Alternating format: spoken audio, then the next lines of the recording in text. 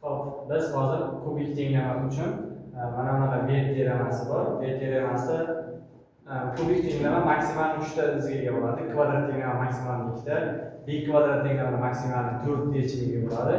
Xo'p, biz hozir kubik tenglama uchun 3 ta holat bor. Ildizlar yig'indisi bor. Alohida ildizlar ko'paytmalarning yig'indisi va ildizlar ko'paytmasi. Mana shunday ko'rinishda formula bor.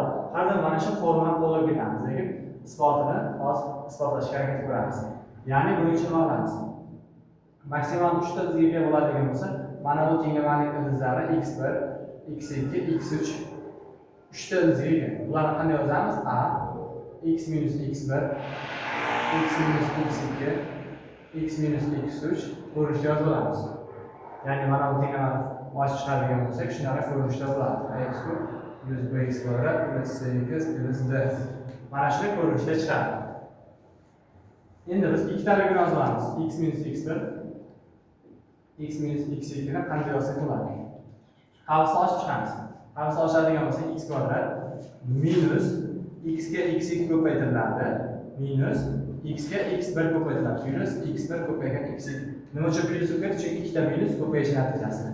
Endi mana bu ikkalasidan x ni tashqariga chiqaramiz. Minus x kvadrat minus x tashqariga chiqsa x1 plus x2 x2 plus x1 ko'paygan x2 ni hosil bo'ladi.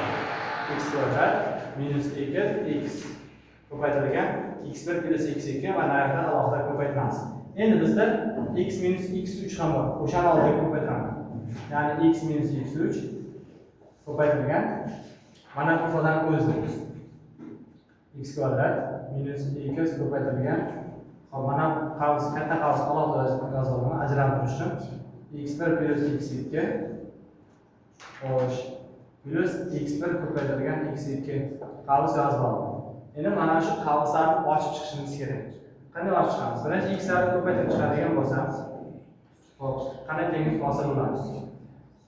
Xo'sh, x kub minus x kvadrat x1 plus x2 minus xo'sh plus x ko'paytirilgan x1 ko'paygan x2. Endi minus x3 ko'paytiramiz. Minus x kvadrat ko'paytirilgan x3 3 ga teng.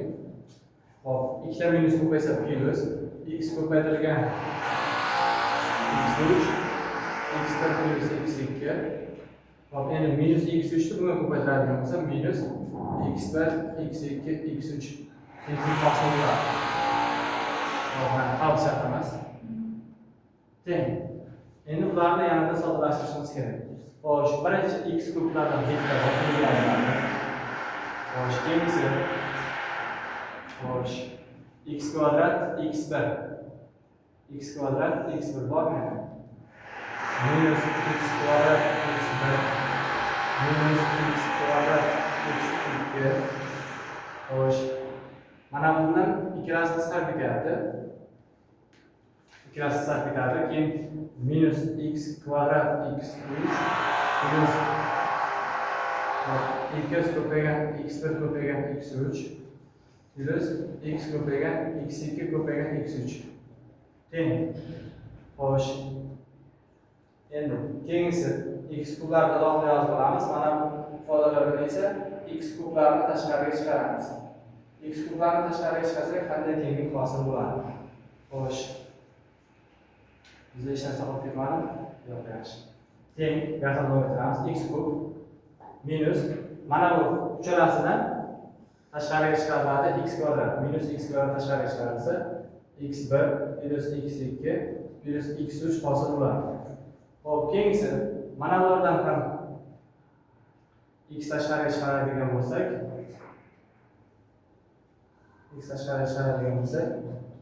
x1 x3 plus x2 x3.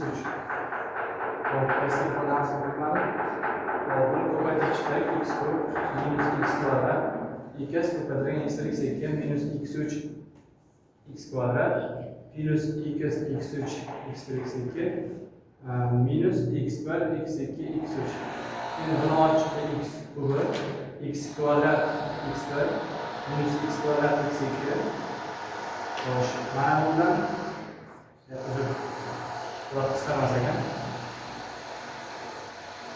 x1 x2 x1 x2 x3. Mana shu yerda aylanishni boshlab bo'ldi. x1 x2 x3. Bu yerda hech qanday qisqarmaydi, chunki mana bu yerda x3 emas ekan, adashib ketibsiz. Xo'sh. Mana bu yerga plus x ko'paygan x1 ko'paygan x2 ni yozib olamiz. Mana bu yerga x1 x2 x3 yozib olamiz. Teng. Endi yana davom ettiramiz. Mana bulardan x tashqari chiqarganimda, mana bundan ham chiqib ketadi, buni ichkari oladi x1 ko'paygan x2 minus x1 ko'paygan x2 ko'paytirilgan x3. Mana shu to'liq ifodamiz mana bunga teng. Teng ax kub plus bx kvadrat plus cx plus d. Endi ayniyat yo'ldan foydalanamiz. Ayniyat degani ikki tomon tengligi ayniyat degani. Ya'ni mos koeffitsiyentlar oldin tenglashtiramiz. Xo'p, buning uchun nima qilishimiz kerak? Xo'sh. Buning uchun biz hozir keltirib olamiz. x1 plus x2 plus 3. Nimaga tengligini topib olishimiz kerak? x1 plus x2 plus 3. Xo'sh, ya'ni b teng. Hop, mana buni oldiga, chunki bu tarafda a yo'q, buni oldiga, hammasini oldiga minus a ni ko'paytirib, a ni ko'paytirib yuboramiz. A ga ko'paytirib yuboradigan bo'lsak, chunki oldida a bor edi. Biz hozir mana uchalasini ochib chiqdik. Mana bu hosil bo'ldi. Endi oldiga a ni ko'paytirib yuboramiz. A ga ko'paytirsak nima bo'ladi? A x kub minus ax kvadrat x1 x2 x3 plus ax x1 x3 plus x2 x3 plus x1 x2 minus a x1 x2 x3 teng ax kub plus bx kvadrat plus cx plus d ko'rinishda yoziladi. Endi tenglashtiramiz. Ax kublar bir xil turibdi. Hop, b nimaga teng? B teng minus a x1 x2 x3 ga teng. Hop, c nimaga teng? Mana bunga. C teng a ko'paytirilgan x1 x2 plus x1 x3 plus x2 x3 ga teng. Hop, d nimaga teng ekan? D xo'sh minus a x1 x2 x3 ga teng. Hop, endi bulardan mana bu ildizni topamiz, formula isbotlanadi. x1 plus x2 plus x3 nimaga teng? Minus a ni bunga bo'lishib o'tkazadigan bo'lsak, minus 1 taqsim a ga teng. Xo'sh, mana bularni topadigan bo'lsak, x1 x2 x1 x3 x2 x3 ni topadigan bo'lsak, bu a ni bo'lishib o'tkazadigan bo'lsak, c taqsim a ga teng. Xo'p, keyingisi bundan ko'paytmani, ildiz ko'paytmasini topadigan bo'lsak, x1 x2 x3 bizga esa minus a ni bo'lsak, formula hisoblanadi. Minus d taqsim a degan formula kelib chiqadi.